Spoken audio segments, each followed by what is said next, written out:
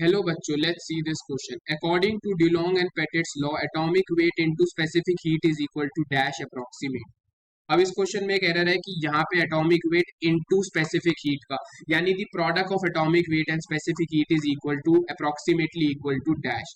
अब इस क्वेश्चन को समझने के लिए हमें एक की कॉन्सेप्ट के ऊपर यहाँ पे ध्यान देना होगा। हमारा जो ड्यूलोंग एंड पेटिट्स लॉ है वो क्या कहता है, पहले हमें उसके बारे में यहाँ पे बात करनी होगी। ड्यूलोंग एंड पेटिट्स लॉ, ड्यूलोंग और पेटिट्स लॉ ये कहता है कि जो specific heat capacity and atomic weight का जो प्रोडक्ट होता है that is always a constant और उसकी वैल्यू होती है 3r के equal, where c represent the specific heat and m represents the atomic weight of that element.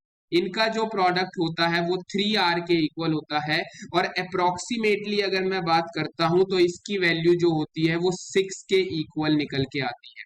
The product of atomic weight and specific heat की value approximately 6 के equal आती है and it is applicable only to solid elements. हमारा जो डिलोंग्स and petit law है ये सिर्फ solid elements के लिए एप्लीकेबल है except for boron, beryllium, carbon and silicon.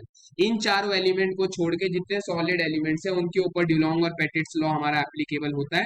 वो कहता है product of specific heat and atomic weight is a constant which is equal to 3r, where r is nothing but the gas constant.